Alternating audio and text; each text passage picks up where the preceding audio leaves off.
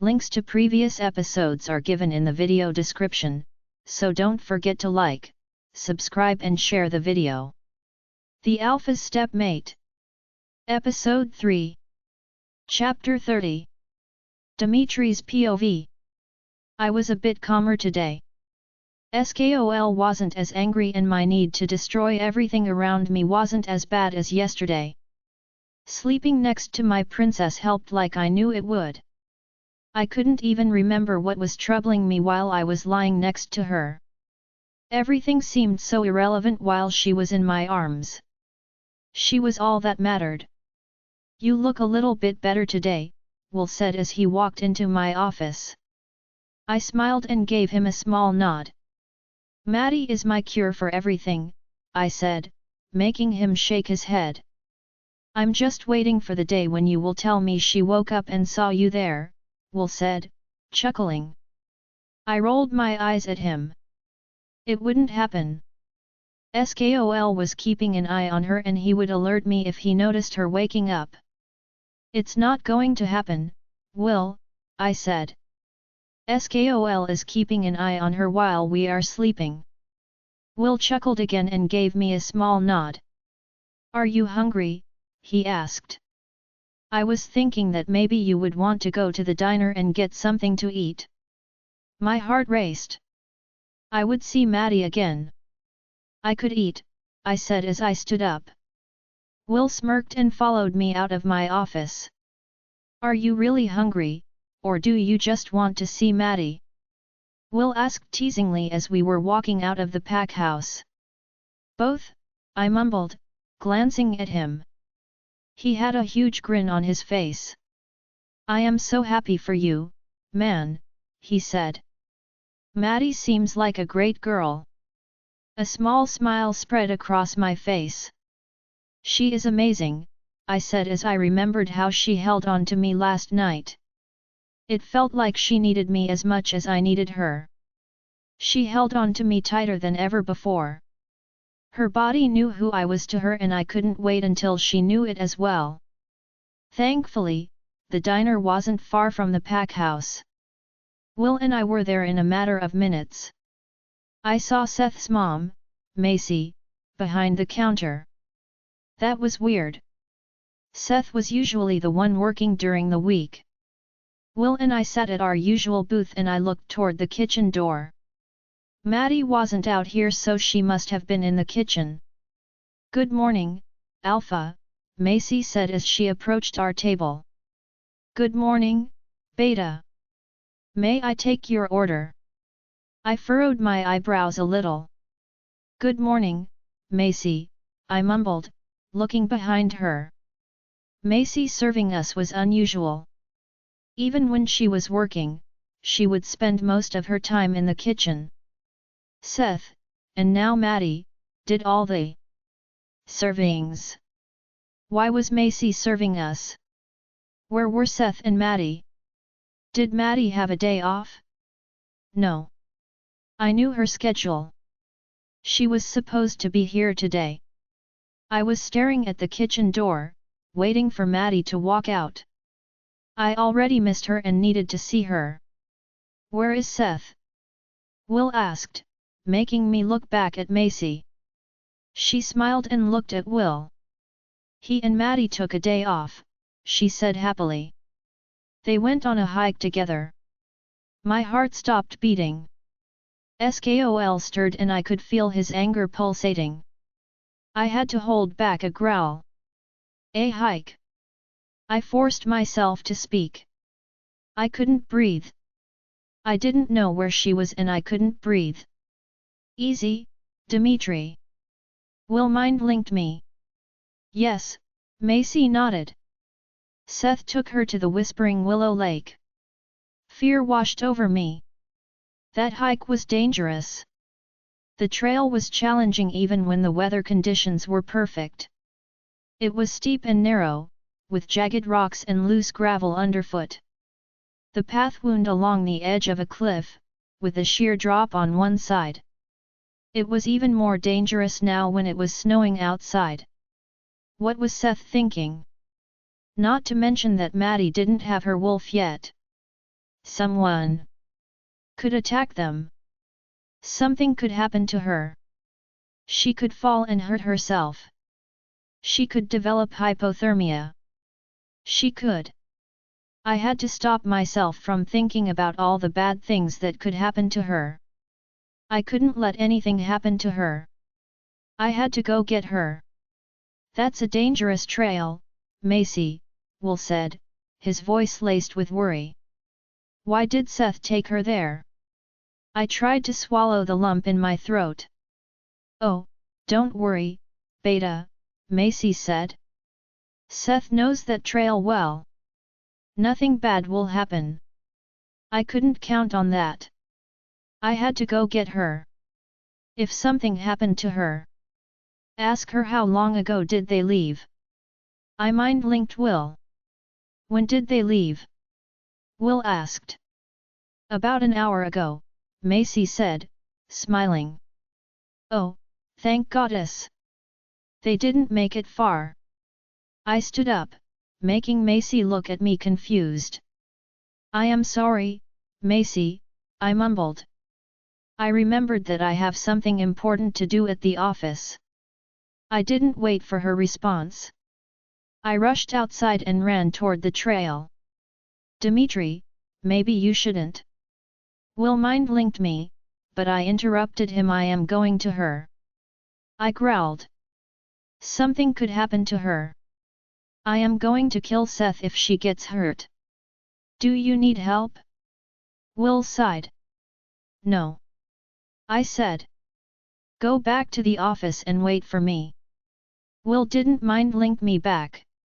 I forced my legs to run faster. If they left an hour ago, they certainly didn't make it to the most dangerous part of the trail. I didn't want them to get near it. If something happened to her. Stop! Skol screamed at me. Stop thinking about it and run. We need to get her back. I was at the beginning of the trail and I picked up her sweet scent. I breathed it in deeply and let it calm me down a little. My whole body was trembling. I wasn't sure if it was trembling because I was afraid, or because I was angry. I wanted to rip Seth apart. Not only was he alone with my mate, but he put her in danger. I couldn't even think about him without wanting to rip him apart with my claws. I took a deep breath, trying to calm my racing heart down. I needed to focus and find her before something happened to her. It would kill me.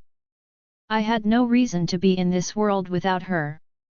She was my heart and my soul and I couldn't let anything happen to her.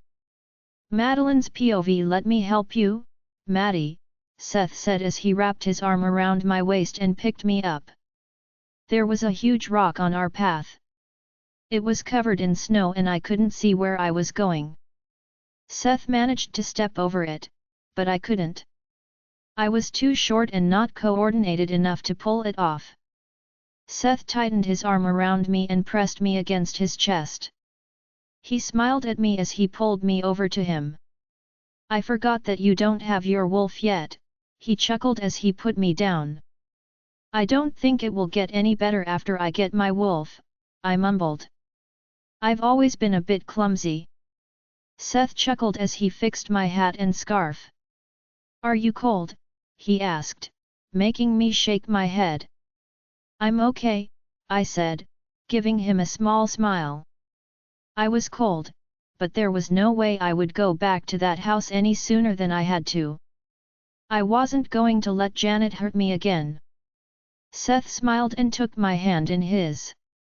Watch where you step, okay, he said as he continued walking. There are a lot of rocks here. I nodded and looked down at my feet. Seth wasn't wrong. I could see the sharp edges of the rocks beneath my feet. I couldn't really see how big the rocks were or how many were there. The ground was covered in snow. And it was very slippery. I was suddenly nervous. I could already picture myself falling and breaking a few bones. I tightened my hold on Seth's hand and gulped. I won't let you fall, Mads, he said softly, making me look up at him. He stopped walking and he looked at me. He gave me a warm smile and I was so thankful to him it helped me relax a little. I know, I said as I smiled back at him. He grinned and turned around. I am so excited to show you the lake, he said as he started walking again. It is one of my favorite places on our territory. A wave of excitement washed over me and for a moment I forgot about the slippery path I would have to cross to get there. It is gorgeous in the spring, but I think that I like it even more in the winter, Seth continued. There is something magical about a frozen lake. I agree, I said as I looked around me. A small smile spread across my face. The tree branches were frozen and the ice made it look like they were glistening. The green branches of the pine trees around us were creating a beautiful contrast against the whiteness of the snow. The sun made it seem like the snow on the pine tree branches was glowing. The view was beautiful and I couldn't wait to get to the lake. I loved winter and I loved the scenery the snow created. Hold on, Mads, Seth mumbled as he picked me up again. There was another huge rock on our path. He was just putting me down when I heard someone scream my name. Madeline, the voice shouted. Seth and I turned around abruptly. Seth's arm around my waist tightened. My eyes widened when I saw Alpha Dimitri rushing toward us. He looked panicked and terrified. He was running so fast and he wasn't even looking where he was going. I was afraid that he was going to slip and fall. My heart raced. Did something happen? Did something happen to Mike? Alpha Dimitri growled loudly when he saw Seth holding me close to him. His eyes blazed with fury, making me furrow my eyebrows. Alpha Dimitri, I mumbled. Did something happen? He didn't respond.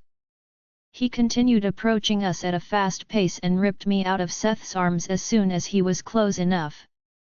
I gasped and grabbed his shoulders to stop myself from falling backward. Alpha Dimitri growled loudly. My whole body vibrated with the force of his growl. What were you thinking, Seth? Alpha Dimitri shouted. This trail is dangerous even without the snow.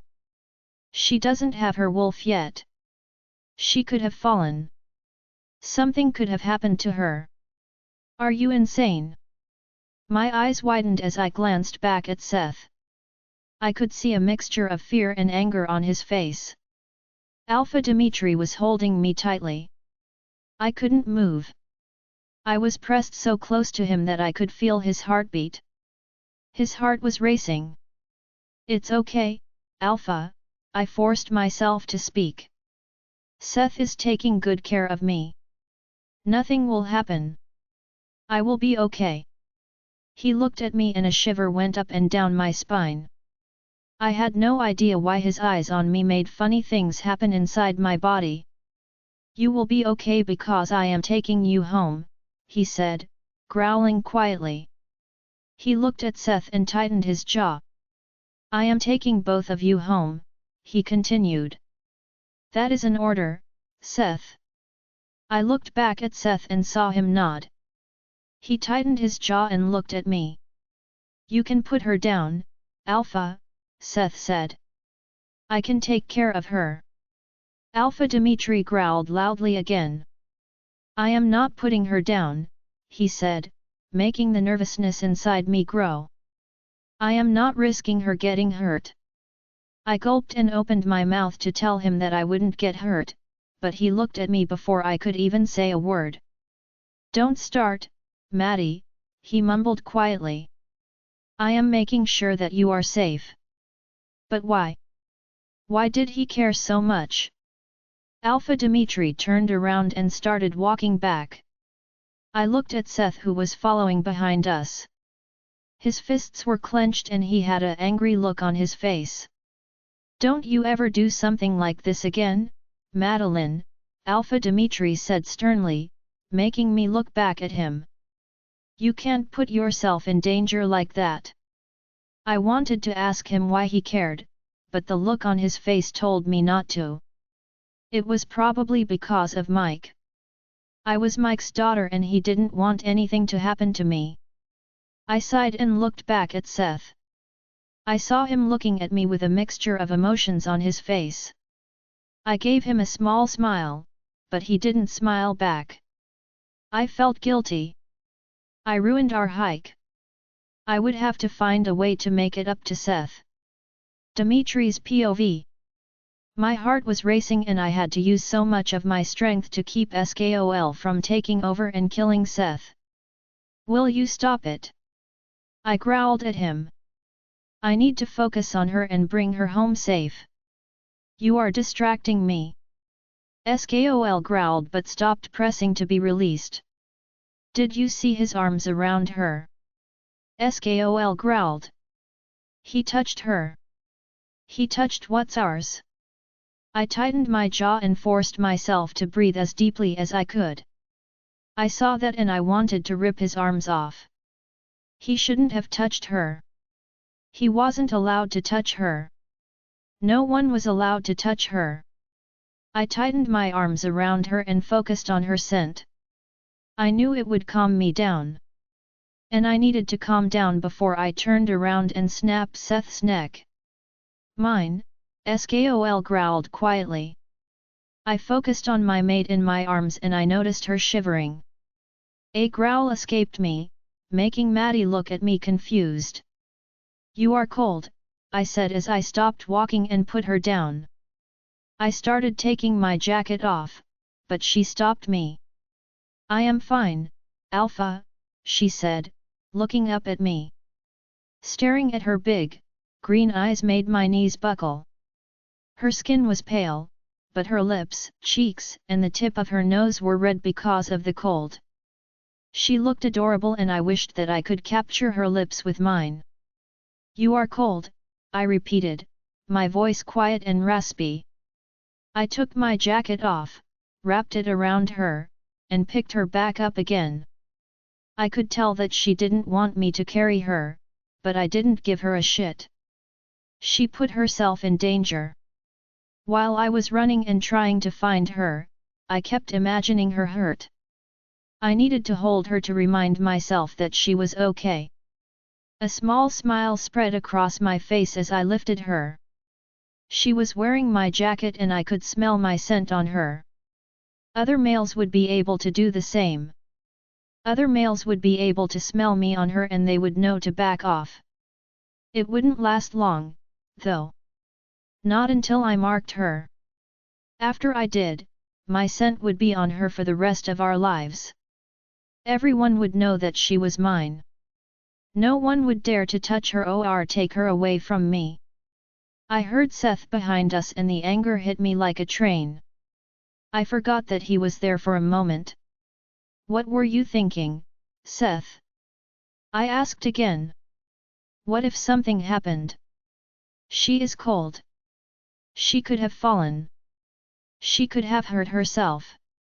I would never let that happen, Alpha, Seth mumbled. I was taking good care of her. I saw red. He touched her more than once, didn't he? He helped her more than once, didn't he? What exactly did he do? What exactly did he touch? He is right, my princess added, making me look down at her. I wasn't in danger, Alpha. Mike shouldn't have sent you after me. Oh, my princess. He didn't send me after her. I went after her because she was my entire life. I went after her because she was the most important person in my life. I went after her because just the thought of losing her made me sick. It made me want to scream and claw at my chest. I couldn't lose her. I couldn't let anything happen to her. But I couldn't let her know that. I had to let her think that Mike sent me after her. Of course he did, I mumbled. He was worried that something could happen, Maddie. She glanced at Seth and sighed. We can go on another hike, Seth, she said, making jealousy and anger explode inside me. Maybe there is another trail that isn't as dangerous and Mike won't worry about me. I gulped and forced Skol back. No, he screamed. Mine. I gritted my teeth and focused on breathing. I couldn't let a growl escape me. Sure, Mads, Seth said softly. We can go over the weekend. No. No, no, no, no. The fear and the jealousy would kill me. It's winter, Maddie, I said, trying to keep my voice from trembling. It's not the time to go on hikes. I tightened my jaw and kept my eyes on the trail ahead of us. I had to control my anger. I couldn't let her see how annoyed I was. I didn't want her to be alone with him. He liked her and I was terrified that she would start to like him too. He was probably hoping that she was his mate. He wasn't a Leaken wolf, and even if she was his mate, he wouldn't be able to know until she got her wolf. But she wasn't his. She was mine. Maddie didn't say anything else. We need to tell Seth that she is our mate and order him to stay away from her, Skol growled. I will go insane if she leaves with him again. I believed him. I would go insane too. We can't do that, Skol, I mumbled. He could still tell her. You could go against Alpha's command, but it was very painful to do it. Some wolves even died from the consequences of going against it. I couldn't risk it, though. I couldn't risk Seth telling her. He won't do it, Skol growled. Tell him and command him not to tell her. I resisted the urge to roll my eyes. We should tell everyone, Skol continued. Everyone should know that she belongs to us. I gulped. There was nothing I wanted more, but I had to think about her. She was my priority, not the jealousy and the fear I felt. How would she feel if she found out that everyone knew before she did?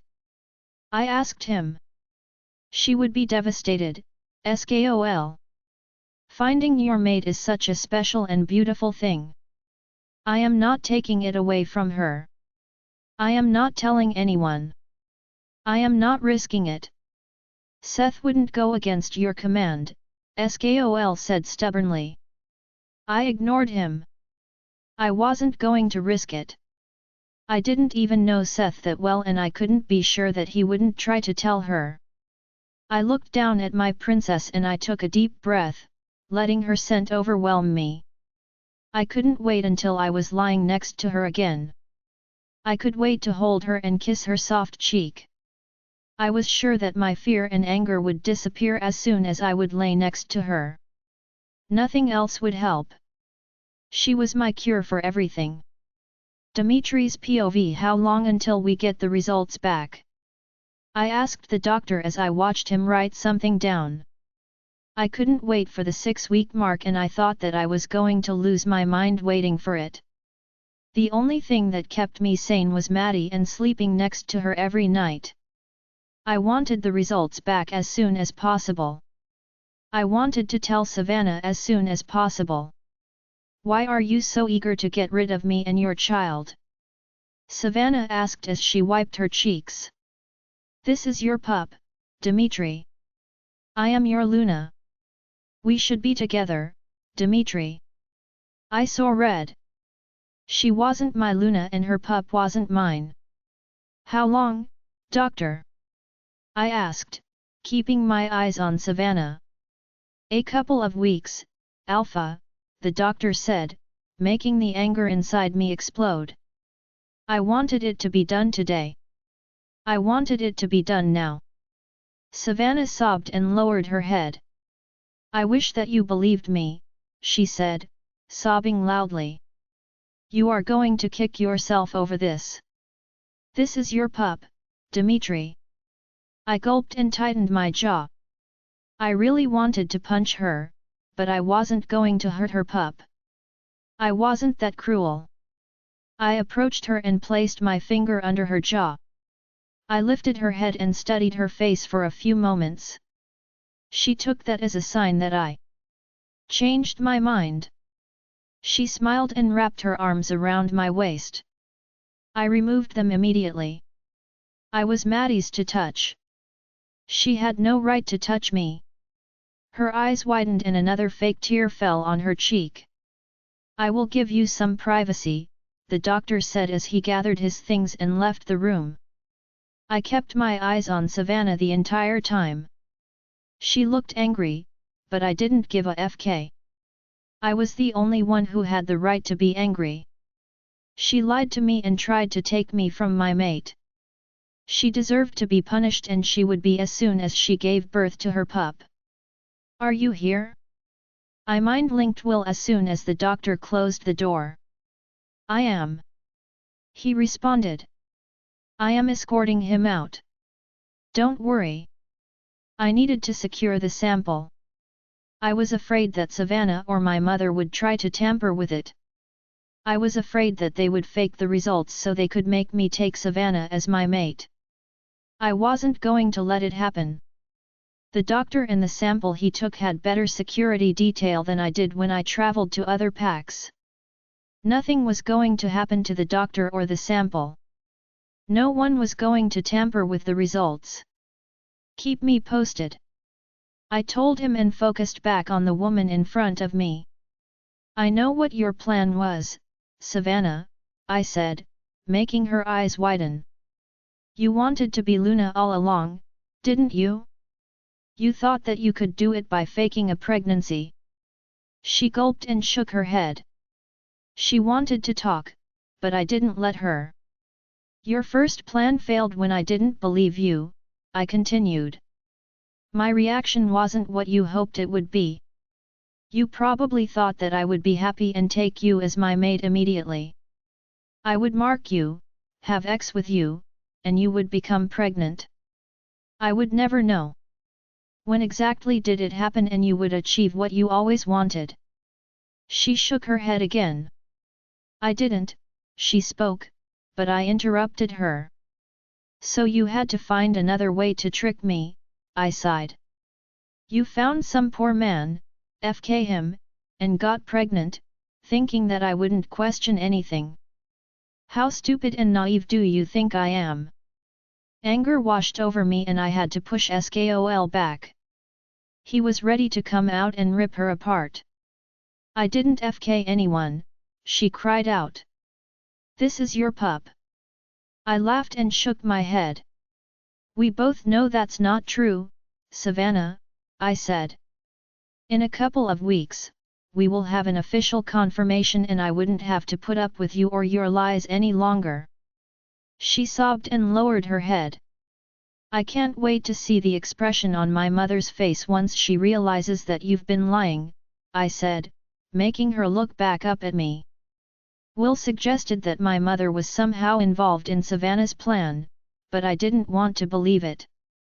My mother could be unreasonable sometimes, but she was my mother. She would never hurt me like that. She just got excited by the thought of having a grandchild. I knew how hurt she would be once we got the test results back, but I also knew that she would be getting a real grandchild soon. Well, as soon as Maddie agreed to have a pup with me. She was still a little bit young and I wouldn't be angry if she wanted to wait for a little while longer. I couldn't wait to have pups with Maddie, though. I could imagine her pregnant and it made my heart burst with happiness. Maddie and our child would have me wrapped around their little fingers. Maddie already did, but she didn't know it yet. Your mom believes me, Savannah cried out. She knows that this is your pup. I sighed and shook my head. I wish that she didn't. It will hurt her more once the results come back. Savannah's eyes widened again. I bent down to look her in the eyes. For the record, I said quietly. The only pups I will ever have will be with my fated mate. She will be the only one who will bear my child and the only one who I will ever call my Luna and my queen. Anger flashed in Savannah's eyes and I smirked. You are nothing compared to my mate, I continued. She is everything to me and I won't let you take me away from her. I didn't wait for her answer. I turned around abruptly and left the room, slamming the door behind me. I had to get out of there before I lost control. I had to go find Maddie. She was the only one who could calm me down. I needed her scent to enter my lungs and remind me that she was real and mine. Janet's POV. He found his mate. Savannah shouted as she walked into my house. I looked up at her and furrowed my eyebrows. What was she talking about? Who? I asked as I placed my mug down on the table. Dimitri. Savannah shouted as she slammed the door shut. My eyes widened and I gasped loudly. I studied her face carefully, trying to see if she was lying to me. What are you talking about? I asked her, narrowing my eyes. He didn't find her. He would have told me. Savannah clenched her jaw and slammed her hand on the kitchen island. He found her, she screamed, her face reddening by the second. He would never accept me or this pup. My eyes widened even more. Savannah was insane. Not only was she rambling about something that never happened, but she even looked like she was going to explode. My son never found his mate. I would have known. He would have told me. Savannah, I spoke, but she interrupted me. Stop, Janet, she growled. You got me into this mess and now he will never make me the queen. I stood up and approached her. The craziness I saw in her eyes frightened me a little. I clenched my jaw and kept my calm composure. Calm down and tell me what happened, I said sternly. There is no way that Dimitri found his mate. I would have known. He would have told me. He would have made her his Luna already. You misunderstood. She chuckled darkly and clenched her fists. I saw her nails digging into her skin. Not if she is underage, she said angrily. He didn't make her his Luna because he can't do it yet. I furrowed my eyebrows again. But who? Who could it be? Who could? It. And then it dawned on me. Madeline, Savannah said at the same time I realized it. No. I would never allow her to become the Luna of this pack.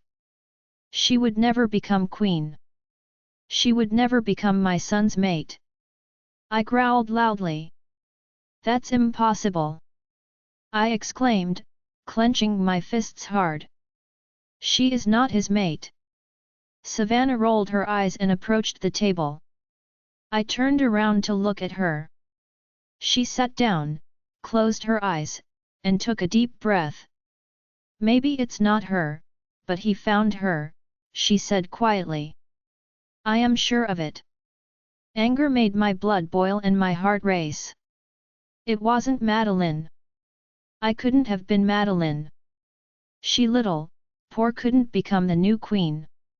She wasn't good enough to be my son's mate. She wasn't good enough to be Luna. She was a desperate little girl who looked too much like her stupid mother. She would become Luna over my dead body. You will be Luna, I said, making Savannah look up at me. If he really found her, we will find out who she is and we will get rid of her. If it was Madeline, I would kill her. I would find a way to get rid of her forever. He will never allow us near her, Savannah said, rolling her eyes at me. If he found her, she is protected. We won't be able to do anything. It would be so easy if it was Madeline. She was already terrified of me. I already punished her a couple of times. It would be so easy to control her. But it has to be Madeline, Savannah sighed. He changed after she came here. You were the one who said that he liked her from the beginning. Who else could it be? I tightened my jaw and narrowed my eyes. I didn't want it to be her, but Savannah was right. Dimitri was very fond of her from the moment he saw her. My stomach turned. You are right, I mumbled angrily. If he found her, it has to be Madeline. My vision reddened and I suddenly got the urge to shift and destroy the house. I didn't want it to be true. I had to find proof that it wasn't true. Where did Savannah even get the idea that he found his mate? Maybe that was just her jealousy talking. Why do you think that he found her? I asked, gritting my teeth. Did he tell you that? She looked up at me and shook her head. No, she said. But the way he talked to me told me that he found her. The things he said. She stopped talking and furrowed her eyebrows. What did he say? I asked as I sat back down. He said that the only pups he will ever have will be with his mate, she sighed. He said that his mate will be the only one who will be his Luna and his queen. My vision blackened. She was an idiot. That didn't mean that he found his mate. What is wrong with you? I growled at her. That doesn't mean that he found her. She looked at me and rolled her eyes. No, but what he said next does. My heart raced. What did he say next? I asked. She clenched her fists and growled quietly. He said that I'm nothing compared to his mate, she said quietly. He said that she is everything to him and that he won't let me take him away from her. I gulped. That still doesn't mean that he found her, I mumbled, doubting my own words. Savannah looked at me and shook her head. It doesn't, she said. But it sure sounds like he did. It did. It really sounded like he did. If it was Madeline. We have to find out if it's that little peach, Savannah said, gritting her teeth. Dimitri will find out that he is not the father soon. I will lose him. We have to find a way to keep him tied to me. We have to eliminate every threat. I chuckled darkly. Don't worry, I said, smirking. If it really is Madeline, I will make sure that she never becomes his mate. I will take care of her before she gets her wolf. Savannah smiled at me. What are we going to do to her? She asked excitedly. I kept the smirk on my face and clenched my fists. We will break her, I said. She will leave the pack even before she gets her wolf. She will die out there and we will be free of that. Madeline's POV. I wasn't going to put up with that for another 5 months. I closed my bedroom door and wiped the blood from the corner of my mouth. A lump in my throat was huge and I couldn't swallow it down no matter how hard I tried. I wasn't going to cry, though. I didn't cry once in the last 4 months and I wasn't going to do it now either. I will leave and I will find a way to survive until I turn 18 and get my wolf.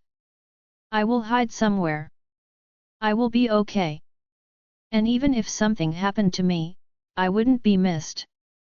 I had no one to miss me. I had no family left. No one would even know that I wasn't living and breathing anymore. I approached my closet, opened it, and took out my backpack. I couldn't take my duffel bag. It was too big and I wouldn't be able to run with it. I needed something small and practical. I wasn't going to take much anyway. I wouldn't need much to hide in the woods for a few months. I grabbed 2 pairs of sweatpants, 2 shirts, a hoodie, and a few pairs of underwear. I had some power bars in my closet so I packed those too. It was all I could fit into my backpack. I reached behind my folded shirts until I felt a small box under my fingertips. I pulled it out and opened it. Tears that I was so successfully holding back were now falling down my cheeks rapidly. It was a medallion with a picture of me and my mom in it. I took it out carefully and placed it around my neck. I didn't want to open it and look at the picture because I would never be able to stop crying if I did. I missed my mom so much. I pressed the medallion against my lips and closed my eyes. I miss you, Mom, I mumbled quietly. I miss you so much. I took a deep breath and opened my eyes. I didn't have time for this. I had to leave. I grabbed some clean clothes and rushed to my bathroom. I needed to shower and change before I left. I sighed contently as warm water relaxed my muscles a little. I hissed when it touched my split lip. Janet. She never hit me so hard to leave a mark or to make me bleed before. She was always very careful so no one would find out. Not that anyone would believe it if they did find out. She was a former Luna and I was nothing and no one. I didn't even have my wolf yet. I wasn't even a member of the pack. No one would believe that their Luna was abusing me. Well, it wasn't just her anymore. A few weeks ago, Alpha Dimitri's mate joined in too. She was surprisingly strong for a pregnant woman. Both of them hated me for some unknown reason and both of them enjoyed torturing me. They wanted me gone, and I would make their wish come true. Mike was clueless and he was never home. He would make me breakfast every morning and then he would disappear until late at night. He kept grinning at me, calling me honey, and telling me how happy he was that I was here. Well, that made one of us. I wasn't happy to be here and I was going to run and never come back. I finished showering, dried my body with a towel, and put on clean clothes. I tied my hair into a ponytail and looked at myself in the mirror. My lip didn't look that bad. I took a deep breath and left the bathroom. I couldn't waste any more time. I had to leave before Mike came back home. I grabbed my jacket and my backpack and approached the window I used to sneak out of the house. I glanced back at the room and gulped. This room was my only safe space in this house. No matter what happened to me, I could always sleep peacefully in here. That changed in the last couple of days and it was another sign that it was time for me to go. I sighed, opened the window, and threw my backpack and my jacket on the ground. I reached for the nearest tree branch and left my room. I put my jacket on as soon as I stepped down on the ground. I threw my backpack on my back and started walking toward the forest. I never looked back. I didn't need to. I didn't want to see that house again. Other than my room, nothing in that house held a special place in my heart. I barely stepped a foot inside the forest when I heard my name being called. Maddie. Seth's voice made me freeze. What? I looked to my left and saw him approaching me in nothing but short sweats. He was sweaty and his hair was a complete mess. What are you doing? He asked, furrowing his eyebrows. I couldn't believe that I was caught so soon. I expected to have some issues at the border maybe, but not barely a few feet away from Mike's house. Going on a walk, I mumbled as I felt the nervousness inside me grow. It was a lame excuse, but it was the only thing that came to my mind. Seth narrowed his eyes and crossed his arms over his chest. I gulped, trying to think of something to say. My mind was completely blank. With a backpack? He asked as he reached over to me and took the backpack off my shoulder. I tried to stop him, but he was stronger. He opened the backpack and growled. What, Maddie? He exclaimed as he looked back up at me. I gulped again and tried to take a deep breath. You are not leaving, Madeline, Seth said as he grabbed my arm and started pulling me further into the forest. Why would you leave? Are you insane? You will get killed. Where was he taking me? I will be okay, Seth, I sighed as I tried to pull my arm out of his grip. He growled and looked back at me. I am not letting you leave, Madeline, he said angrily. You are my best friend and I am not going to lose you. I gulped and let him drag me further into the forest. I couldn't escape his grip no matter how hard I tried. Dimitri's POV.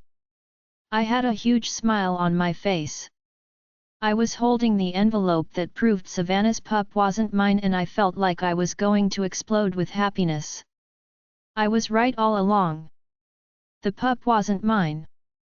I can't believe that you had to wait almost 3 months for the results to come, Will sighed, shaking his head.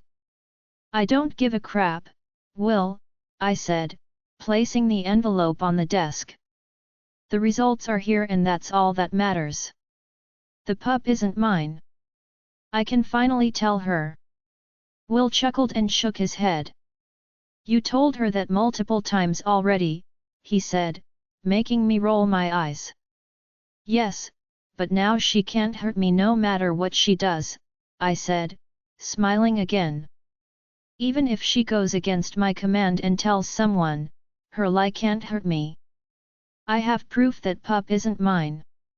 I opened the envelope and looked at the results again. I smiled brightly. Will you go sleep with Maddie again tonight? Will asked me. I looked up at him and nodded. I need to, I said. I miss her too much. I wasn't sleeping in her room for the last few nights because we had a rogue problem on our borders. I practically never even left my office.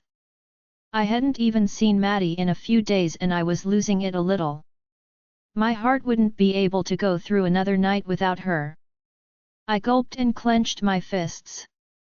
I pictured myself laying next to her. I pictured her turning toward me and leaning her head on my shoulder. I pictured placing a small kiss on her forehead. I pictured myself breathing in her intoxicating scent. I missed all of that so much and I couldn't wait to go to her tonight. It's a peaceful night at the border, Will said, making me look back up at him. You definitely need to go to her. You almost bit Peter's head off earlier today. I sighed and gave him a small nod. Peter was the head of my patrol and I was furious at him because none of my wolves managed to capture the rogues that were causing issues at my border. They kept attacking my wolves and pulling back. They never tried to cross the border, but they were always present there. I wanted to capture one of them and torture the answers out of them. But most of my frustration came from not seeing my mate for a few days. I missed her like crazy and I needed to spend some time with her before I really bit someone's head off. Is Savannah coming? Will asked, smirking a little. Yes, I nodded. My mother is coming too. I wanted to tell them as soon as possible. I couldn't wait to see the look on Savannah's face when I showed her the paper.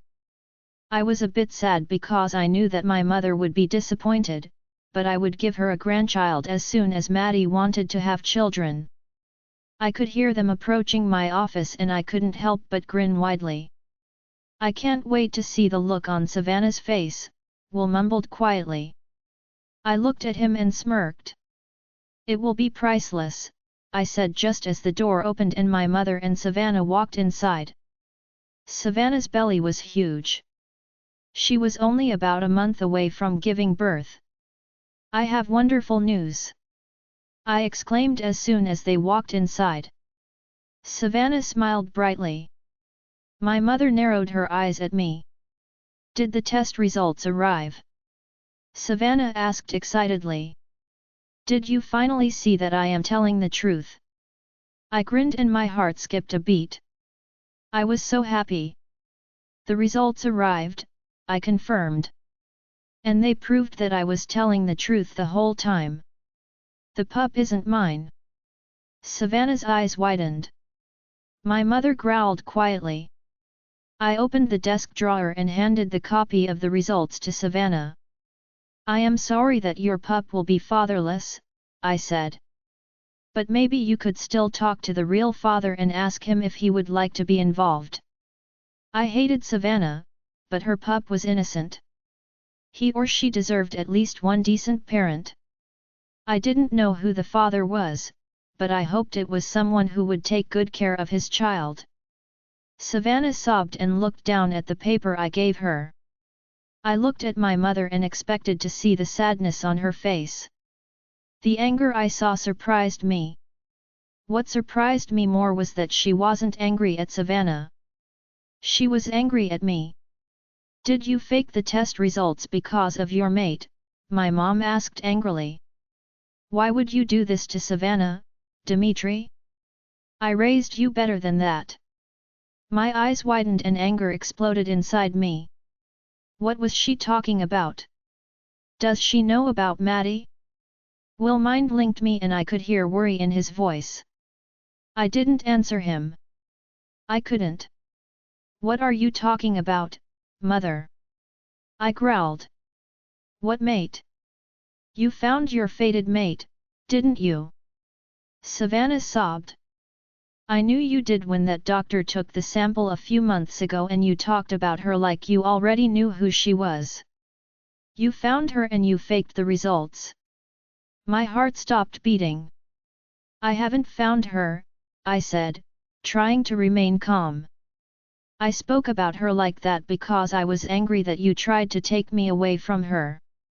I didn't even get a chance to find my mate and you thought that you could trick me into making you, my Luna. Will growled quietly. I clenched my fists. I wanted to punch her so bad. Get out of my office, I growled. As soon as you give birth, you will be exiled from the pack. I won't tolerate this kind of behavior. Savannah's eyes widened. Dimitri, my mother scolded me. You can do that. This is the mother of Yo. Do not finish that sentence. I shouted as I slammed my fists on the desk. Get out both of you. I was enraged. I had to try so hard to keep SKOL from coming to the surface and ripping them both to pieces. My mother took Savannah's hand in hers and started pulling her out of my office. Savannah was sobbing uncontrollably. You really need to go see Maddie, Will said quietly as soon as my mother closed the door. You are losing it. He was right. I needed my princess and I needed her right now. To you. Madeline's POV. Seth dragged me to one of the patrol cabins in the middle of the forest. I could feel the anger rolling off him in waves. Seth, I spoke, but he interrupted me. Don't even start, Madeline, he growled as he slammed the door shut. He crossed his arms over his chest and narrowed his eyes at me. Do you have any idea what couldn't have happened? He asked, gritting his teeth. You don't have your wolf yet. You wouldn't be able to defend yourself. You would be dead the second you stepped 1 foot over the border. Why would you try to leave, Madeline? Why? His voice was trembling by the time he finished speaking. His face was a mixture of anger and fear. I gulped and guilt washed over me. Why, Madeline? Seth asked again after I didn't respond. I tried to take a deep breath, but the lump in my throat was preventing me from doing so. I couldn't think of an answer. I didn't know what to tell him. I couldn't tell him the truth. Madeline, Seth spoke but stopped abruptly. His eyes widened and his breath got stuck in his throat. I furrowed my eyebrows in confusion. What happened? He approached me so abruptly that I didn't even see him move. He grabbed my chin gently and lifted my head a little. Oh! He saw it. What happened? He shouted as he bent down to take a better look at my split lip. Who did that to you? I gulped and tried to force my brain to work. It felt completely useless, though. No matter how hard I tried, I couldn't come up with an answer. I fell, I mumbled, knowing immediately that it was the lamest excuse possible. Seth looked up and growled. Don't lie to me, Madeline, he said sternly. Someone did this. Who was it? Was it Mike? My eyes widened and I shook my head as best as I could because he was still holding my chin between his fingers. No, I said, and my heart raced. It wasn't Mike. No one hurt me. I fell. Seth growled again. He let me go and stood up straighter. Is that why you tried to leave? He asked sternly. Is someone hurting you? You tried to escape them, didn't you, Madeline? He was right about everything and I hated it. I couldn't tell him the truth. I couldn't tell him that his Luna and his future Luna were hurting me for months now. So I just shook my head. Seth groaned in annoyance. He ran his fingers through his hair and started pacing around, keeping his eyes on me. Goddess, Madeline, you didn't want to leave because everything is great, he said angrily. You tried to leave because something happened. He looked at my lip and gulped. Someone hurt you, Madeline, and I want you to tell me who it was, he continued. I want you to tell me who it was so I can rip their head off their body. A shiver went down my spine. He would be punished if Alpha Dimitri heard him talk about his mother and his mate like that. I couldn't let him do that. I couldn't let him get hurt because of me. No one, I spoke, but Seth interrupted me again.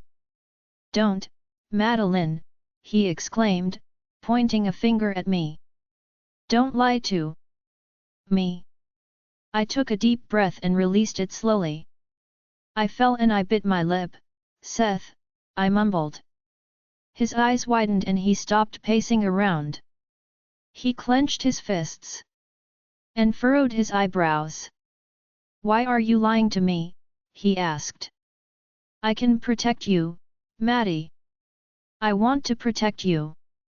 I need to protect you. My heart skipped a beat.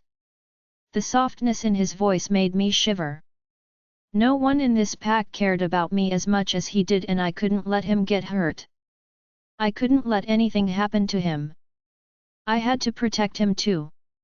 I looked down at my feet and closed my eyes. I fell, I repeated quietly. I fell and I bit my lip. No one hurt me. I want to leave this pack because I don't belong here. I want to go back to my old pack. He didn't respond, but I heard him approaching me slowly. He wrapped his arms around me and placed a kiss on the top of my head. I can't let you do that, Mads, he mumbled.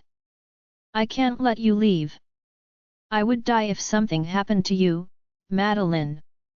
He placed a finger under my chin and lifted my head slowly. I opened my eyes and saw him looking at me with so much love in his eyes that I almost teared up. I will protect you, Maddie, he whispered. I will always protect you. He glanced at my lips and a wave of heat washed over me. His arm around my waist tightened. His jaw clenched and he gulped. You don't have to tell me who did it, Seth said quietly, making me furrow my eyebrows. But you have to let me protect you, Maddie. You have to stay with me and let me protect you. I took a deep breath and released it slowly. Seth lifted his hand and caressed my cheek gently. He looked at the cut on my lip and frowned. He let me go and approached one of the cupboards in the small living room. What are you doing? I asked. Taking care of your lip, he mumbled and turned around. I saw a small medical kit in his hands. You don't have to do that, Seth, I protested. I am fine. Seth rolled his eyes at me, grabbed my hand, and pulled me toward the couch. He sat down and made me sit next to him. I watched as he opened the kit, and took out a clean gauze and alcohol. He put a little bit of alcohol on the gauze and turned toward me. You can stay with me, Maddie, he said as he started dabbing the gauze on my lip, making me flinch a little. I furrowed my eyebrows at him. You can come live with me, he explained. It will be easier for me to protect you if I can keep my eye on you at all times. I was just about to tell him that he didn't need to do that when the cabin door burst open, and a very angry Alpha Dimitri barged inside. Do that again. Dimitri's POV. I thought that I was going to lose it when I saw her empty room. I thought that I was going to lose it and go on a rampage. I was already on edge, and walking into her empty room had me seething with anger. But that was nothing compared to barging into the patrol cabin and seeing her there with Seth.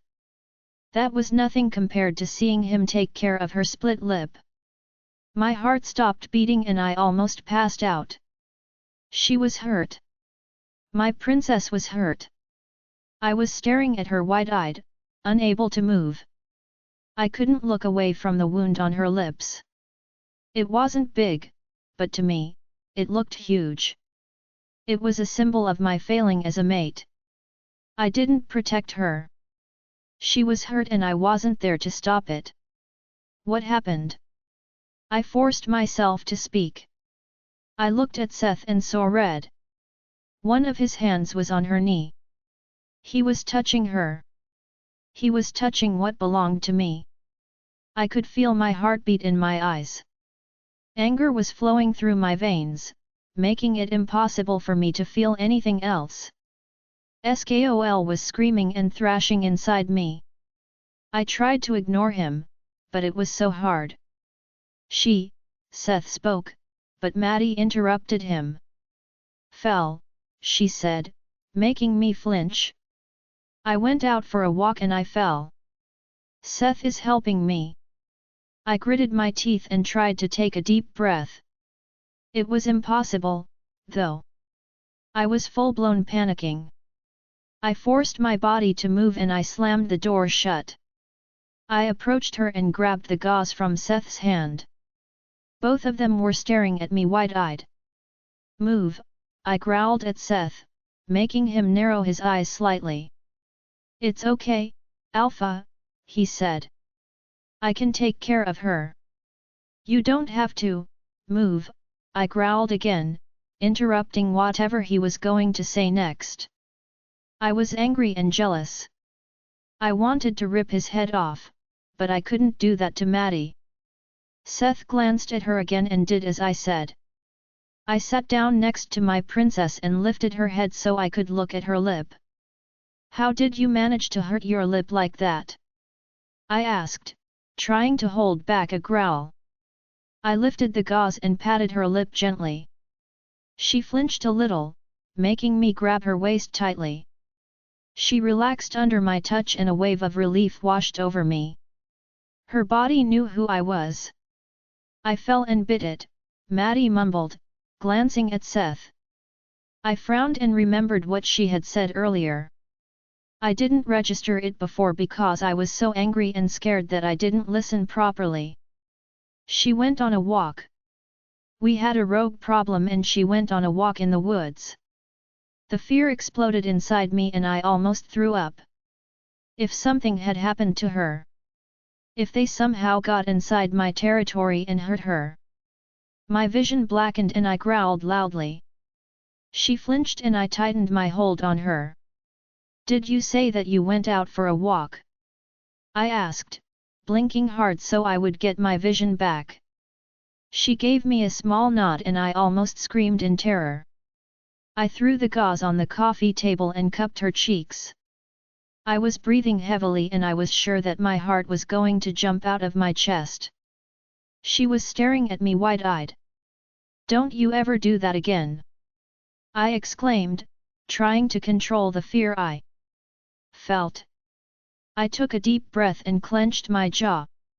Listen to me, Madeline, I said sternly. I forbid you to go for a walk. Without me present. I forbid you to leave the house unless it is to go to work. If you want to go somewhere, I go with you. Is that clear? My heart was racing so fast that my ribs started to hurt. Skol's panic wasn't helping one bit. He was even more scared than I was. Maddie's eyes widened even more. Her eyebrows furrowed. That's not fair, Alpha, Seth spoke, making the anger inside me rise. She isn't a prisoner. She can go wherever she likes. I growled loudly and looked at Seth. He was just starting on my patrol, so he didn't know about the rogues yet. That still didn't give him the right to question my decisions. I was his alpha and Maddie was my mate. Mine. We have a rogue issue, I said, keeping my eyes on Seth. They could have breached our borders. She could have been attacked. She could have been hurt. I'm not forbidding her from leaving the house because I want to make her a prisoner, I am forbidding it because I want to keep her alive. Face. Seth's eyes widened. He looked at Maddie and I saw pure terror on his. I ignored him and looked back at my princess. I was still holding her face in my arms. I caressed her cheeks with my thumbs and looked at her lip. My heart clenched painfully. I wanted it to heal. I wanted to kiss it and make it go away. I am sorry if I scared you, Maddie, I said, looking back into her beautiful green eyes. I can't let anything happen to you. Please just do as I say, okay? I can't let you get hurt. She will do it, Alpha, Seth spoke instead of her. I will make sure that she obeys the rules. He was looking at her with a stern expression on his face. His arms were crossed over his chest and his jaw kept twitching. I was thinking that she could come live with me, Seth said, making me freeze. I would keep an eye on her and make sure that something like this never happened again. No. Over my dead body. No, I growled at him. I can keep her safe. I was going to move into my mother's house. I had enough. I couldn't let her get hurt and I couldn't let Seth take her away from me. I looked back at my princess and gave her a small smile. Come on, Maddie, I said softly as I moved my hands from her beautiful face and took her hand in mine. I will take you home. I stood up and pulled Maddie behind me. Thank you for helping her, I told Seth. I will take it from here. He wasn't happy, but there was nothing he could have done. I was his alpha and my word was final. Seth gave me a small nod and looked at Maddie. I will see you tomorrow at work, okay, he said and Maddie gave him a small nod. Seth approached the door and bent down to grab a backpack from the floor. He turned around and handed it to Maddie. Are you staying here? Maddie asked, making him nod. I'm on patrol tonight, Seth confirmed. Be careful, Maddie said with a hint of worry in her voice. Seth gave her a small smile and pulled her into a hug. I tightened my hold on her hand, wishing that I could just pull her away from him. I will, Mads, Seth said softly. He finally let her go and I pulled her out of the cabin. I had to get her as far away from the forest as possible. I had to get her as far away from Seth as possible. Only 5 more months and I would never have to go through something like that again. Madeline's POV. I let Alpha Dimitri drag me away from the cabin. I couldn't escape his hold even if I wanted to. You can't put yourself in danger like that ever again, Madeline, he said sternly. Do you know what that would do to? He stopped talking and took a deep breath. He looked at me and tightened his jaw. Do you know what that would do to Mike? He finished his question, but I had an impression that wasn't what he really wanted to say. His jaw twitched. It would kill him, Maddie, he said. He would be so hurt if something happened to you. I looked away and gulped. Mike never cared if I was safe before, so why start now? He didn't even realize that his own mate was abusing me for months now. Every room in the house was soundproof, but that wasn't an excuse. If he cared, he would have noticed me flinch every time she approached me. He simply didn't care. I wondered what Alpha Dimitri would say if he knew that I wasn't just going on a walk. I was going to leave his pack for good. Promise me that you will never leave the house without me, Maddie, he said, making me look back at him. I furrowed my eyebrows. How would that even work? Would I have to call him to let him know that I wanted to leave the house? Would I have to wait for him to come and get me? He had work. He couldn't be my personal bodyguard. I can't promise you that, I said, making him turn his head toward me abruptly. You have work to do. You don't even live there. Are you just going to abandon everything and everyone just because I want to go on a walk? His mate wouldn't like that, and it would give her another reason to hurt me. Oh, I am moving in until the threat is over, he said, making me gasp loudly. I am not letting this happen again. I will be there most of the time, and you won't be allowed to go anywhere if I'm not there to take you. Was he insane? He was, wasn't he? You can't do that, Alpha! I exclaimed and stopped walking. What about your mate? You are about to have a child. You can't, he growled loudly, interrupting what I was going to say next.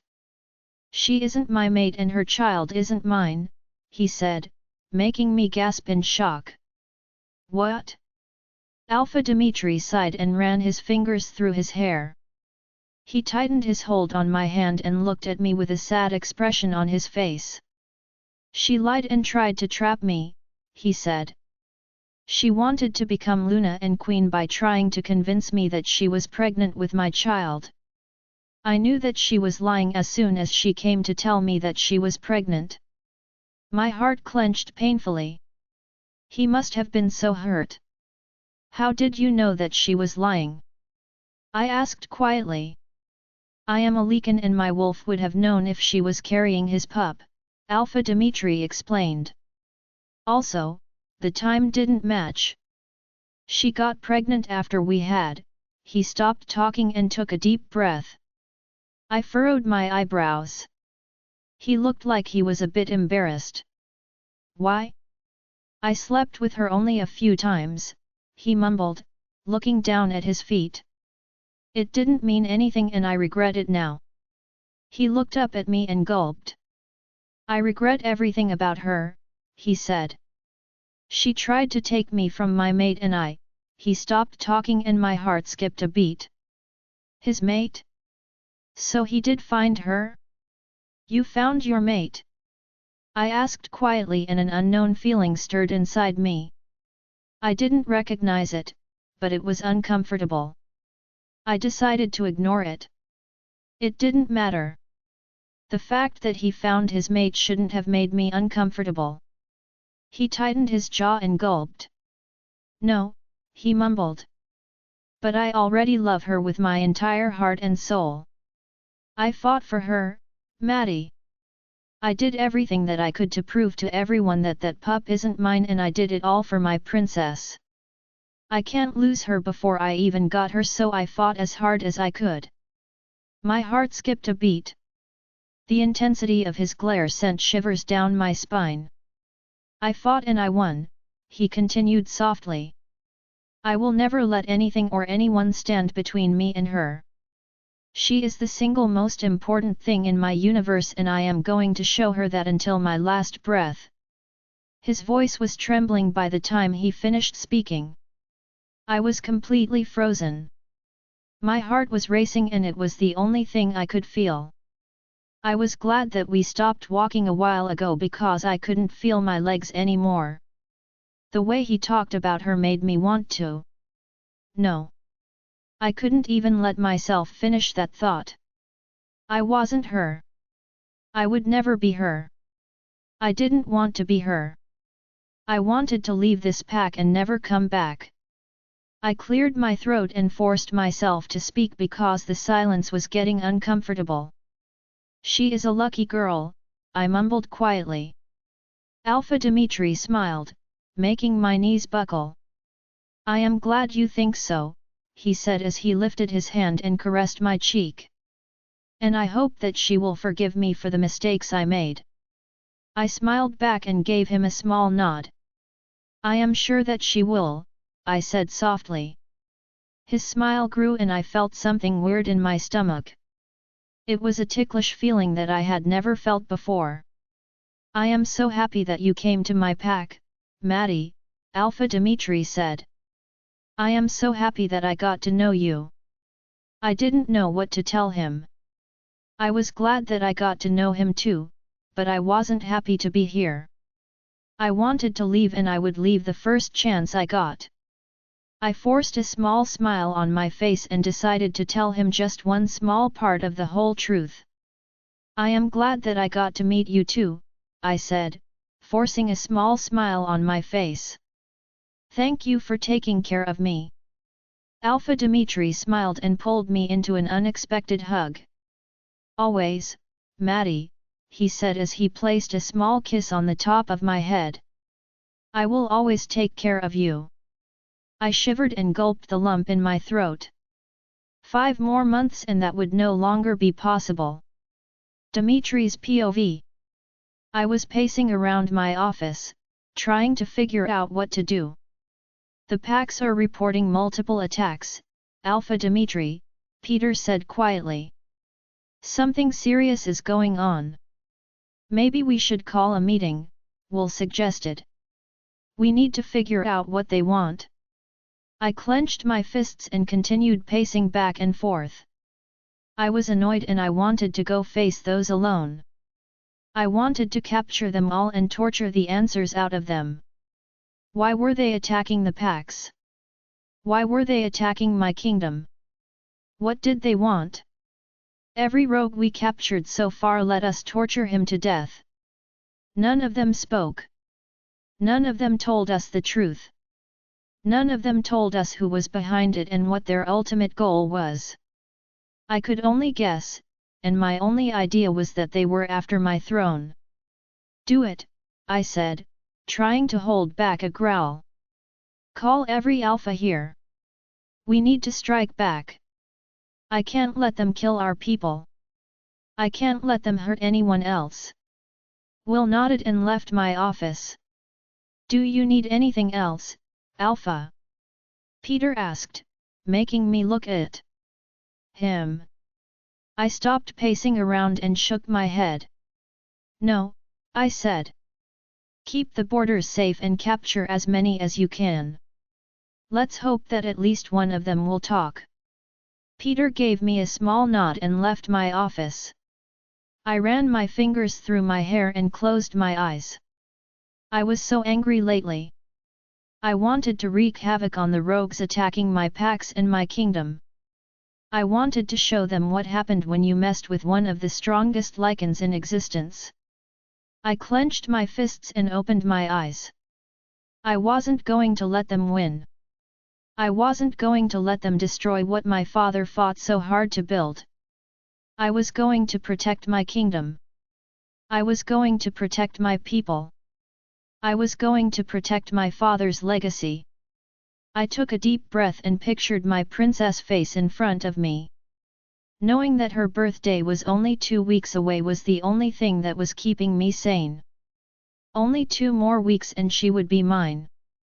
Only 2 more weeks and I would sink my canines into her perfect neck. I would finally get to kiss her and I would finally get to run my fingers up and down her body.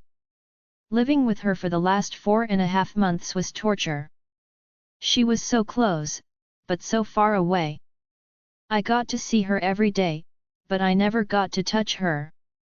Well, except at night. I slept with her as often as I could. I couldn't miss the opportunity to hold my princess in my arms. My mother wasn't very happy that I moved in. She suspected it was because of Maddie and she didn't like it. I ignored her and never confirmed it or denied it. Mike was thrilled that I was living with them. He kept saying how wonderful it was that Maddie and I got along. He kept repeating that we were step-siblings and I wanted to tear my ears off every time he said it. She wasn't my stepsister. She was my mate. My beautiful, kind, perfect little mate who I hadn't seen all day and who I missed terribly. 2 weeks. Only 2 more weeks and she would be mine. Only 2 more weeks and I wouldn't have to spend a second without her. She would be next to me at all times. I would make sure that she was always close and that I could always see her. I had 9 months of frustration to cure and I knew it would take a lot. I had to go home and see her. I was so angry at everything that was going on and she was the only one who could calm me down. I also needed to go home to make sure that she was safe. Ever since the rogue attacks began, I was constantly terrified that they would break into my territory and hurt her.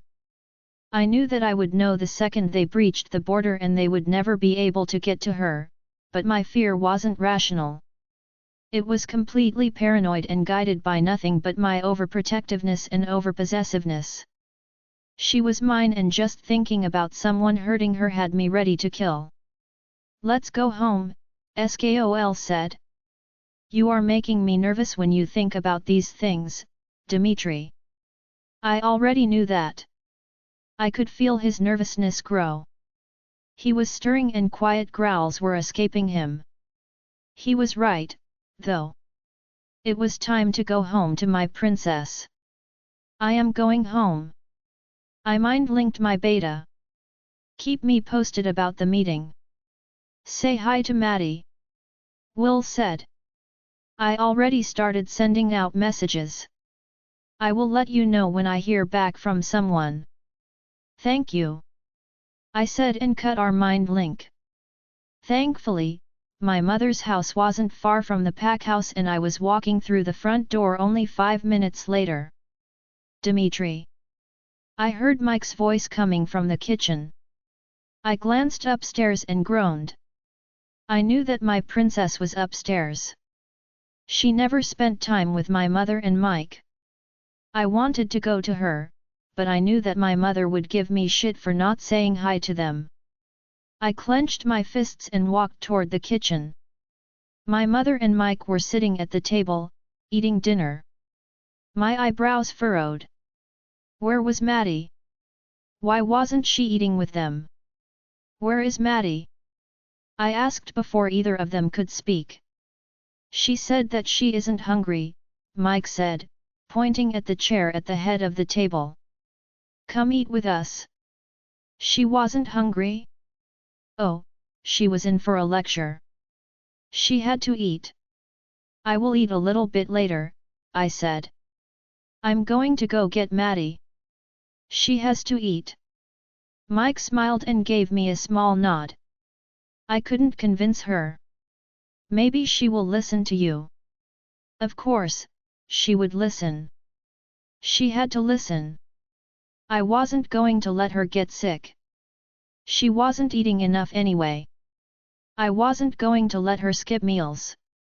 I turned around and rushed toward her bedroom. Maddie. I called her as I knocked on her bedroom door. The dinner is ready. You need to eat. My heart raced when she didn't respond. Was she asleep? Maddie. I called her as I opened the door. My eyes fell on the open window. I knew she used to get out of the house without Mike or my mother seeing her. She wasn't here. She left. She left without me. My heart stopped beating. Madeline's POV. 2 more weeks and I could leave this pack. 2 more weeks and I would never have to see Janet's face anymore. 2 more weeks and I would never have to hear her calling me a little orphan anymore. Things got a little bit better after Alpha Dimitri moved in. Janet hit me only twice since then and it wasn't hard enough to leave any marks. Her insults never stopped, though. She would use every opportunity she had to insult me and tell me that she would get rid of me the first chance she got. Savannah wasn't around ever since she had her pup. She was in some sort of jail and Alpha Dimitri was trying to find the pup's father. Janet visited her all the time and she would always come back with a message from Savannah. It was always something about me taking away her pup's father and her getting her revenge. I had a hard time understanding what she meant by that, but I didn't really care. Only 2 more weeks and none of it would matter. I would be gone and I would never see any of those people again. My heart clenched thinking about not seeing Alpha Dimitri and Seth. They were the only ones who cared about me. They were the only ones who I cared about. Seth was my best friend and Alpha Dimitri was. I didn't know what he was. He was my step-brother, but calling him that felt wrong for some reason. He felt more like a. I took a big gulp of my drink, stopping that thought from forming inside my mind. Goddess, Mads, slow down, Seth chuckled as he sat next to me. He ran his fingers through my hair and I smiled at him. Is everything okay? He asked, glancing down at the now empty cup in my hand. I shrugged and leaned my head on his shoulder. I would miss him so much. He became one of my best friends. Seth! Jasper shouted, waving Seth over. Come on, dude! I lifted my head off Seth's shoulder and turned around to pour myself another drink. I'm good, Jasper, Seth shouted, making Jasper whine. I chuckled and looked at Jasper who was pouting at Seth. Go over there, I told Seth as I poured a bit of wolfsbane into my beer. What are they doing anyway? Beer pong, Seth said, shaking his head at Jasper. I'm not in the mood. I looked at Jasper who ran back to his friends. The party was packed tonight. Everyone was shouting and I was sure that the whole pack knew that there was a party in the forest again tonight. I knew that Alpha Dimitri would be angry at me for leaving and not telling him where I went. He always insisted that I tell him where I was going. Most of the time he would go with me. I wasn't sure why he was so protective, but I wasn't going to lie and say that I didn't enjoy his company. I liked spending time with him. Except tonight. I needed to get out of that house and I needed to forget that I lived there. As much as I liked Alpha Dimitri, he reminded me of Janet and I hated Janet. I took a big sip of my beer, trying to erase everything she said and done in the last few months. Goddess, Maddie, slow down, Seth said as he took the cup from my hand. He glanced at the bottles next to me and growled. I looked at him and frowned. I'm okay, Seth. Seth rolled his eyes and poured the rest of my beer on the ground. Hey! I exclaimed as I tried to stop him. He threw the cup away and grabbed my upper arm. He pulled me up and started dragging me away. I swayed a little, making him growl at me. How much did you drink? He asked as he stopped walking. I left you alone for 10 minutes, Madeline. How much did you drink? I shrugged as I leaned on the tree behind me. I didn't even realize how drunk I was until I stood up and started walking. Goddess, Madeline, what is going on? He asked. You've been weird lately. No, you've been weird ever since that night you tried to run away. I looked at him and saw his jaw clench. You didn't fall that night, did you? He asked as he caged me between his arms and bent down to look me in the eyes. I let it go because I never saw you hurt again, but you didn't fall. Someone hurt you, didn't they? I gulped and pressed myself closer to the tree. Who hurt you, Madeline? Seth growled, narrowing his eyes at me. I spoke before I thought things through. It doesn't matter, I mumbled. I will be out of here in 2 weeks anyway. Seth's eyes widened. He gasped loudly. What are you talking about, Madeline? He shouted as he grabbed my shoulders tightly. You are not leaving the pack. Yes, I am, I argued. I am not staying here. I didn't even want to come here. Seth growled and cupped my cheeks. You can't leave, he said, his voice laced with panic. I can't let you leave, Maddie. I think that you are my mate and I can't let you go. My heart stopped beating and my breath got caught in my throat. What did he say? Seth's eyes widened when he realized what he said. He mumbled a curse and closed his eyes. What? I forced myself to ask. Seth opened his eyes and leaned his forehead on mine. I can't be sure, Maddie, I am not a leakin, he mumbled quietly. But I feel connected to you and a huge part of me thinks that you are my mate. I've been waiting for your birthday for months. I've been waiting for the moment when my wolf will feel yours and know for sure. My heart was going to jump out of my chest. I liked Seth, but I never thought of him as my goddess. Maddie, I would be a fool if I let you go, Seth mumbled as he glanced down at my lips. A wave of heat washed over me. Was he going to kiss me? Seth leaned in and his soft lips brushed over mine gently. A shiver went down my spine. Seth grunted quietly. He wrapped his arm around my waist and pulled me closer to him. I grabbed a fistful of his shirt, trying so hard not to fall. I couldn't feel my legs. Seth's lips captured mine just as a loud, feral growl interrupted us. Dimitri's POV. I was going insane. As soon as I ran into the forest following her scent, I could tell that there was a party going on. Were they crazy? A lot of those kids were in my patrol and they knew about the rogues. Everyone in the pack knew that something was going on and that they should be careful. What were they thinking? If the rogues breached the border, they would be in so much danger. My Maddie would be in danger. The thought of that had me running even faster. All I could think about was getting there, finding her, and bringing her home where I knew she would be safe. I was getting closer to the party and I was already trying to see what was going on through the thick branches when my eyes caught something that broke me completely. Seth was holding my mate in his arms. Seth was kissing her. I saw his lips against hers and I couldn't control the growl that escaped me. My heart broke inside my chest. I could feel the tiny pieces shattering my insides. I couldn't breathe and a rock filled with pain and sadness formed in my throat. I barely managed to keep SKOL inside. He was going crazy inside me. I couldn't figure out if he was whining or growling. Probably both. Seth raised his head abruptly. His eyes widened when he saw me.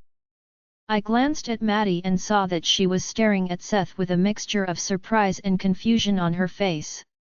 Why was that? Maybe she wasn't expecting him to kiss her. Maybe she didn't want it. His arm was still wrapped around her waist and it was driving me crazy. Let her go and move, I growled, trying so hard to remain as calm as I could. Seth looked down at Maddie and gulped. Why wasn't he moving? Get him away from her before I kill him. SKOL screamed, making me move on instinct. I grabbed Seth's upper arm and pulled him away from her. I stood in front of Maddie, keeping my eyes on Seth the entire time. I reached behind me and placed my hand on Maddie's waist, letting the tingles calm me down a little. Alpha, he spoke, but I interrupted him. I don't want to hear it, Seth, I growled. She isn't yours to kiss. His eyes widened and he tried to look at Maddie. I moved so he couldn't see her. What are you even doing out here? I shouted. You know about the rogues. You know it's dangerous and you brought her here. I was so angry that not even touching Maddie helped. I wanted to rip Seth's head off. Seth opened his mouth to speak, but Maddie interrupted him. It's not his fault, she mumbled. I wanted to come. She sounded weird. Was she? I turned around abruptly and cupped her cheeks. I looked into her eyes and growled. Are you drunk? I exclaimed. Who let you drink? I couldn't believe that I didn't smell it before. I was so angry and so hurt when I saw Seth kissing her that I paid no attention to anything else. I am fine, Maddie mumbled. I am not drunk. I could smell alcohol and wolfsbane on her breath. Her eyelids were half closed. She was slurring her words a little. Don't lie to me, Madeline, I said, trying to hold back a growl. I looked at Seth over my shoulder. He was staring at Maddie with a worried expression on his face. I wished that I could rip his eyes out so he could never look at her again. I wished that I could kiss her right now so I would just erase the trace of his lips from hers. I wished that I came home a little earlier and stopped her from going out. The party is over. I mind-linked every wolf that was in the forest and all the noise suddenly stopped. I forbid you to throw another one until the situation with the rogues is resolved. Seth took a deep breath and gulped. Go home, Seth, I told him. I had to get him out of here before I lost it. Maddie, Seth spoke, but I interrupted him. She is mine to take care of, I said, making his eyebrows furrow. Go home. I will be fine, Seth, Maddie said quietly. You can go home. Seth clenched his fists and looked at me. I could tell that he was thinking hard about something. Maybe he suspected that she was my mate. I didn't care by this point. I had to keep it a secret for only 2 more weeks. Fine, Seth mumbled finally. I will see you tomorrow, Mads. I watched him walk away. He kept glancing back at Maddie and a wave of anger hit me each and every time his eyes landed on her. She wasn't his to look at. I waited until I couldn't see him anymore before I looked back at my princess. I was still holding her beautiful face in my hands. Did he make you uncomfortable when he kissed you? I asked her softly. I would kill him if he kissed her against her will. No, she said, shaking her head. He told me that he thinks that I am his mate. My heart stopped beating. Skol whined loudly. He told her that? Did she want him to be her mate? Did she want him? Maddie chuckled and shook her head. It doesn't matter anyway, she mumbled and tried to move. He isn't my mate. My eyes widened. How did she know? I want to go to sleep, Maddie mumbled and tried to move again. She couldn't move much because I was pressing her against the tree and cupping her cheeks. I nodded and let her go. She thought that I would let her walk on her own, but I could tell that she was a bit unsteady, so I picked her up in my arms bridal style. I couldn't wait to carry her like this after I married her. Maddie gasped and wrapped her arms around my neck. What are you doing, Alpha? She asked, staring at me wide-eyed. I hated that she wouldn't stop calling me Alpha. I told her to call me Dimitri, but she ignored me. My stubborn little mate. I am not letting you hurt yourself, I said. But I can, she said, but I interrupted her. I don't want to hear it, Maddie, I said sternly. I am angry at you already. Don't make it worse. I didn't want to lecture her now. I couldn't even process everything that happened. I just needed to get her home and make sure that she was okay. I would deal with my overwhelming emotions tomorrow. Madeline's POV. My head was killing me. I'd never drank that much before and I swore that I would never do it again. The throbbing pain in my head definitely wasn't worth it. Morning, sleepyhead, I heard someone say and I froze. Who? And then I remembered. Alpha Dimitri took me home last night. He put me in my bed. Why was he still here? I opened my eyes and looked to my left. Alpha Dimitri was sitting at my desk, looking through a bunch of papers. He glanced up at me and smiled. How is your head? He asked, making me furrow my eyebrows. Why was he here? Fine, I lied as I sat up in bed. Alpha Dimitri looked up at me and raised an eyebrow. He stood up and approached the bed. My heart was hammering in my chest. I had no idea why I was so nervous around him. He sat down and took my hand in his. I know when you are lying, Maddie, he said softly. I know you. A shiver went up and down my spine. Why did his words make me feel so good? Why did I want him to know me? How is your head? He asked again. I decided to be truthful this time. It hurts, I said quietly, making Alpha Dimitri nod. He reached out and placed his hand on my forehead. The pain lessened immediately. What? How? The only one who could take my pain away would be my mate. Was Alpha Dimitri? No. No, no, no, no. He wasn't. He couldn't be. His touch didn't take away the pain, it just lessened it. His palm was cold and it felt good against my warm forehead. That's why the pain lessened. He wasn't my mate. I was thankful that he couldn't read my mind. I was embarrassed because that thought came to me. I was nothing and he was a king. I couldn't be his mate. Why did you leave without me yesterday, Maddie? Alpha Dimitri asked, his eyebrows furrowing. Do you have any idea how scared I was? Do you have any idea what would happen if the rogues got inside our territory? I gulped. The fear in his voice made my insides twist. Not to mention that you got drunk, he continued, narrowing his eyes at me. Do you have any idea what could have happened to you? Someone could have used you. Seth could have forced himself on you and he would never do that. I interrupted him.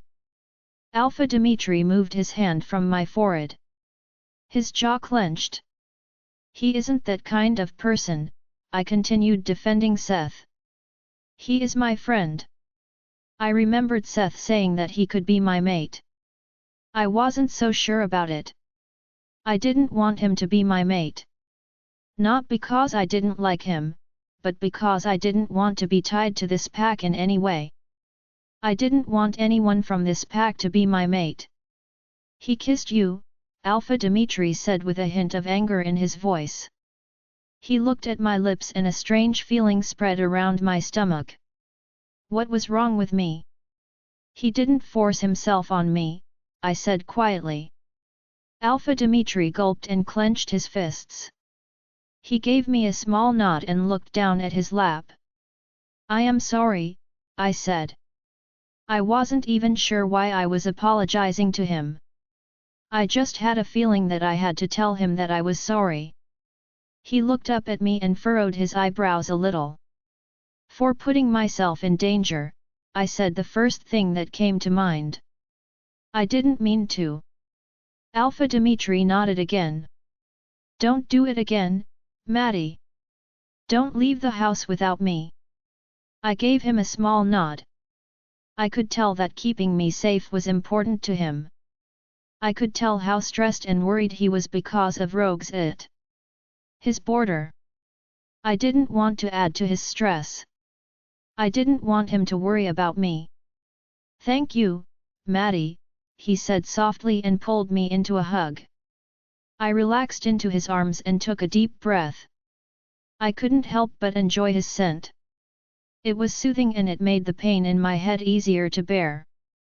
There was a quiet knock on my bedroom door and someone opened it before I could respond. Morning, Mads, I heard Mike's voice. He stopped talking and chuckled.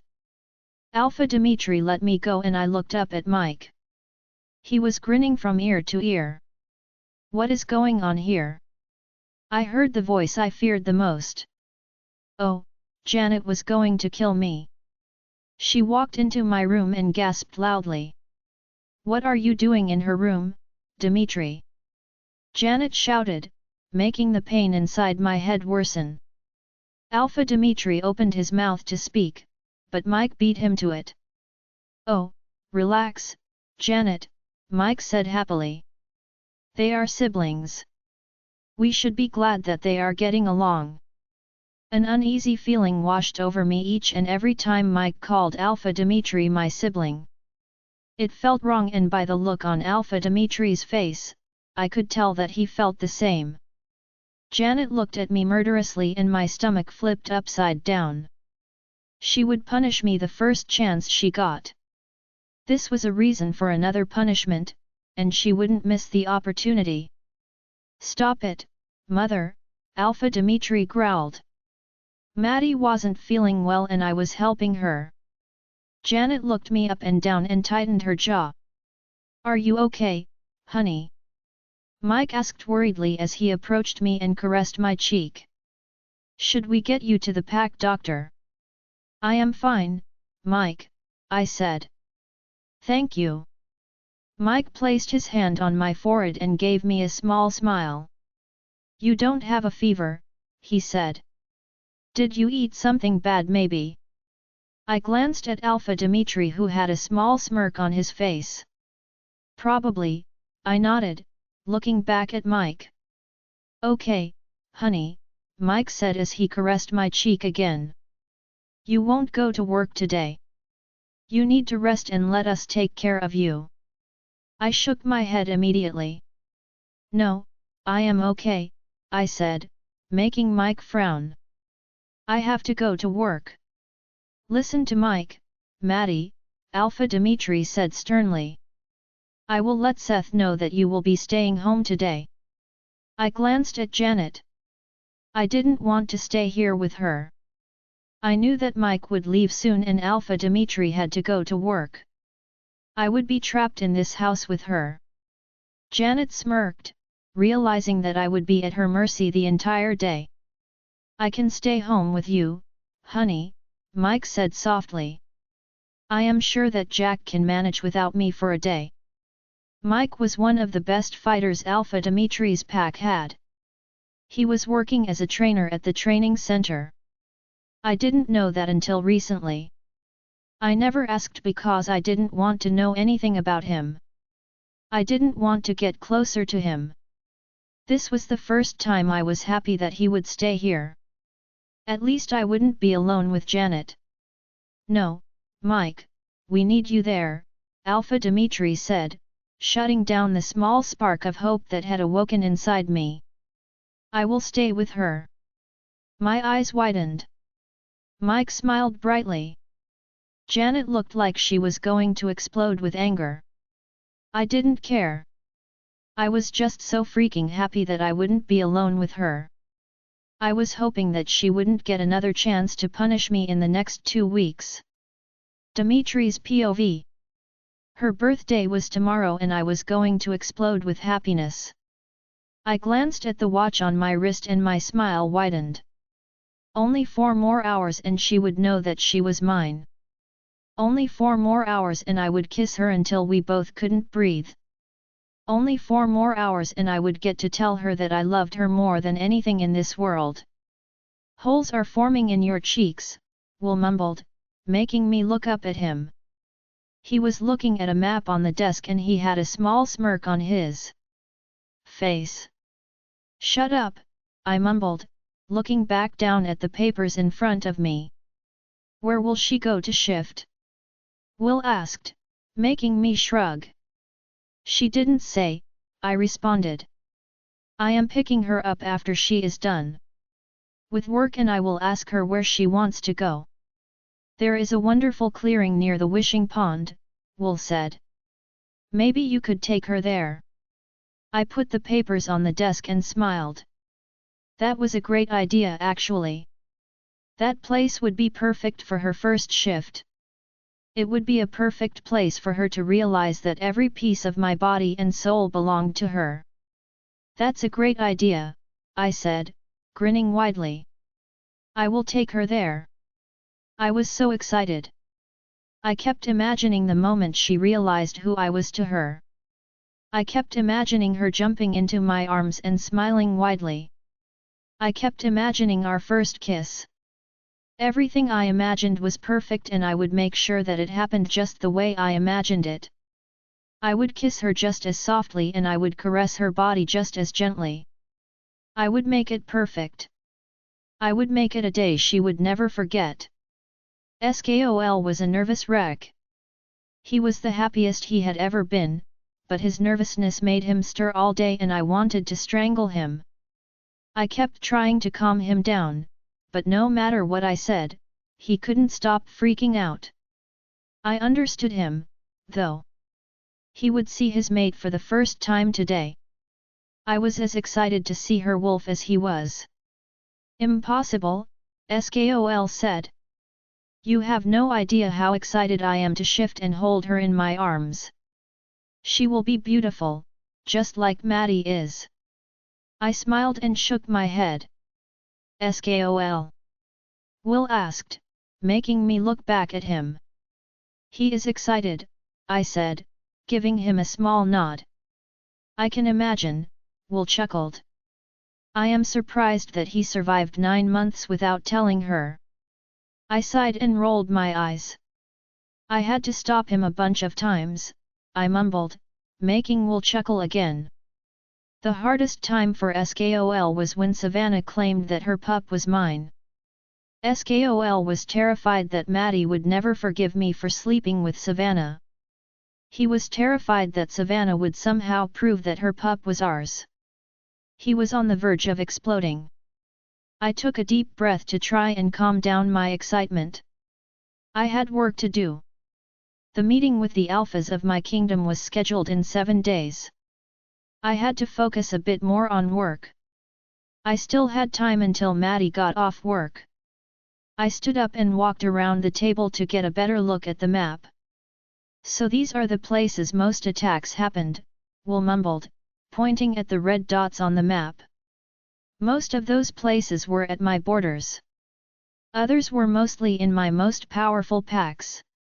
They were definitely trying to take my throne, but what I couldn't understand was who was behind it all. Who was powerful enough to unite the rogues and claim that they could take me down? I tightened my jaw and looked at the blue dots. They indicated possible locations of the next attacks. Did you talk to Peter about sending more wolves to these locations? I asked, pointing at the blue dots. Yes, Will said. I am hoping that we will have more wolves available after the meeting. The packs will have to cooperate and send their warriors to defend the territory, I said. This is their kingdom as well. Will nodded and glanced at the watch on his wrist. There isn't much left to do, Dimitri, he said, looking up at me. Go to Maddie. My heart raced and I couldn't help but smile. Will chuckled and rolled his eyes playfully. Go, he said. It's annoying to see you this happy. I chuckled and shook my head. I can't wait to see you this happy, man. Will looked up at me and smiled. Mind link me if anything happens, okay? I said as I put my jacket on. Don't worry, Will said. Enjoy your time with your mate. I can handle everything for a night. Thank you, I told him as I walked out of my office. Be careful. Will shouted after me. You are too young to have pups. I rolled my eyes and shook my head. Will was joking, but the thought of having pups with Maddie made me smile. I imagined her pregnant with my pup and my heart exploded with happiness. I knew that Maddie wouldn't be ready right away, but I was hoping that she would want to have pups soon. I didn't even realize that I had a huge grin on my face until I ran into Mike on my way out of the pack house. What's with the smile? Mike asked, smirking at me. I stopped smiling immediately. I didn't want Mike to suspect anything. I had 3.5 hours left and I wasn't going to screw it up. Will said something funny, I answered, making him furrow his eyebrows a little. How was practice? Good, Mike said. We have really talented wolves in our pack. Great, I said as I walked through the front door. See you at home, Mike. I didn't wait for his response. I didn't care. All I cared about was Maddie. I was so happy and I couldn't wait until midnight. I couldn't wait to tell her how much I loved her. Tomorrow would be the best day of my life and I would never forget it. Join our Facebook and WhatsApp group for more updates, link is given in description. Rest audiobook will be continued in next episode.